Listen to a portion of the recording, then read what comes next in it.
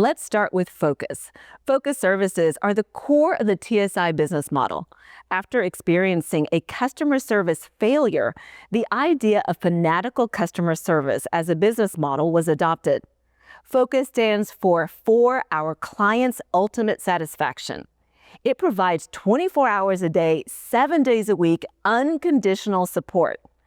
At TSI, customer service is our only product. We are a service company dedicated to mitigating your risk and avoiding critical situations before they occur. In a downtime situation, we are committed to minimizing your potential loss and liability to a matter of hours, not days or even weeks. So we talk about this culture, and I love what you've done with it. So how did Focus all come about? To understand Focus, I need to go back in time a little bit and explain how it became to be. It was from the event, probably the worst thing that ever happened in our company's history turned out to be the best thing that ever happened for us. Back in 1995, Labor Day weekend, we had an event with a client. All their cameras were out in the parking deck. They called in and we said, we'll be there Tuesday because our contract says next business day.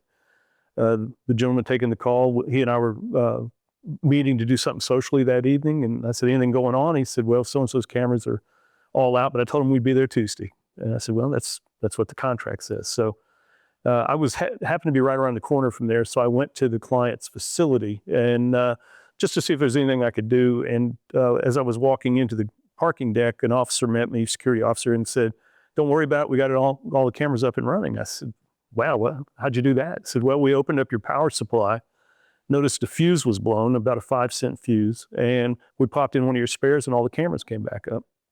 So I left there thinking, well, that's great. That's one less thing to do on Tuesday, next business day. Well, about 2 weeks beyond that, my primary contact contacted me and said, hey, I'd like to meet with you. So myself and another gentleman with the company went down and sat down with her. We thought she must want to add some cameras or buy something. And so we were all ready to take her order. Well, she said, look, when that event occurred a couple weeks ago, it was something that was catastrophic in nature to us, but not necessarily to you. Your contract said next business day.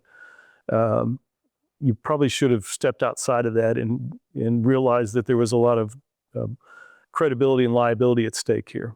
We have a lot of ladies working in a parking deck on a holiday weekend, and that's not a safe environment, and it could have been potentially really bad. So she goes, as good as you guys are, I think you're the best at what you do, but I'm going to have to align with somebody that can step outside of the box when necessary. So we since deemed that as we went from doing the thing right to doing the right thing, and that was really the birth of Focus.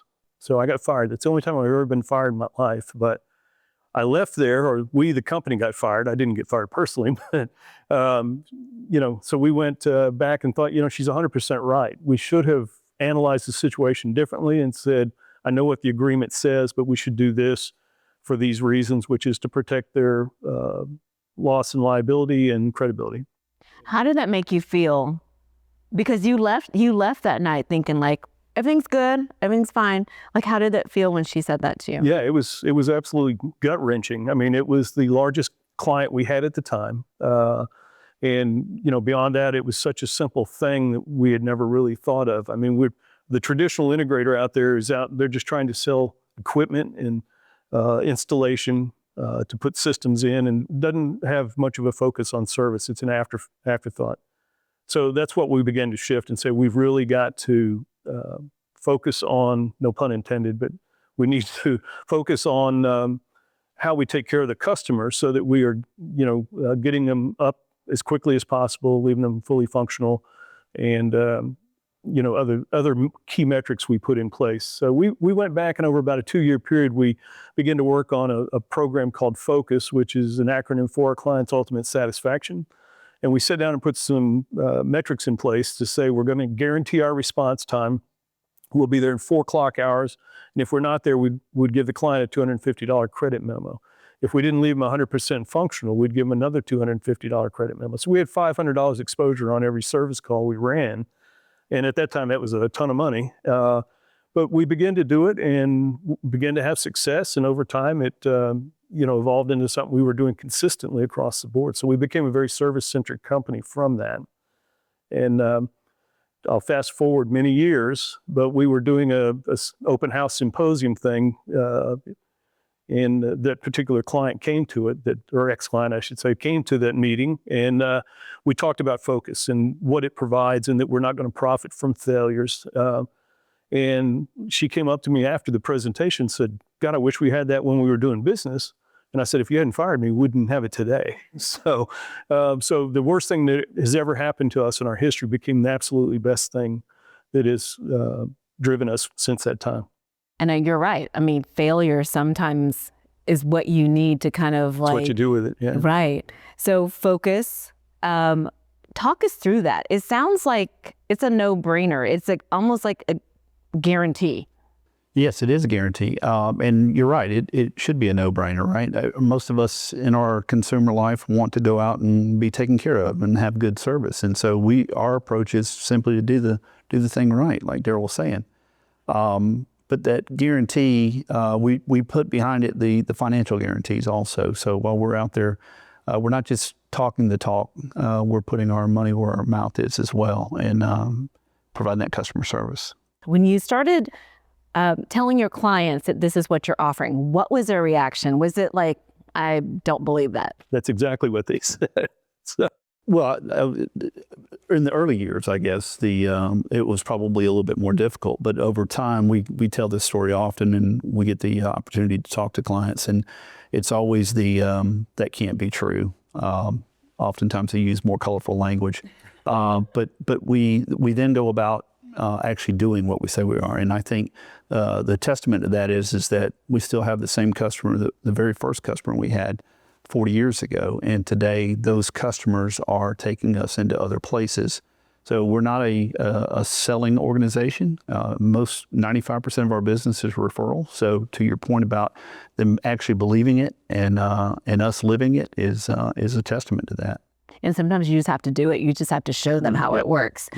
So how did you get it off the ground? Well, again, we put those key metrics in place and we just started. And it was, we say today that what we did is we built the house, but we hadn't put a foundation under it yet. And so we were out responding on time, leaving things mostly 100% functional. And we measured those results. So we had continuous improvement taking place. But over time, as we were delivering F.O.C.U.S, the product, we began to develop the foundation under the house, which was F.O.C.U.S, the culture. And so our employees and our clients would accept nothing less than that. Talk about the internal system to support this. How do you do this internally?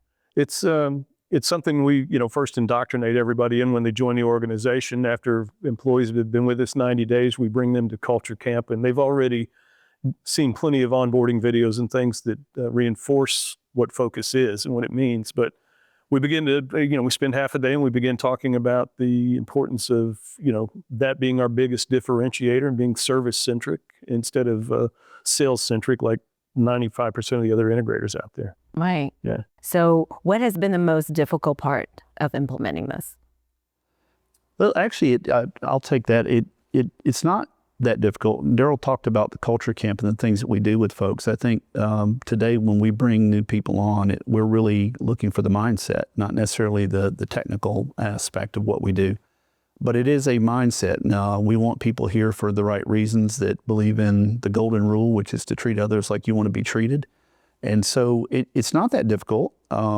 We've had some great people that were very smart technically, that didn't have the right mindset, that have moved on. It's one of these things. It's really an unusual thing here. You either really love it here or you hate it. There is no in between. It's the mindset that matters, and when we have people that join us, it's all about customer service and that fanatical customer service that we provide to people.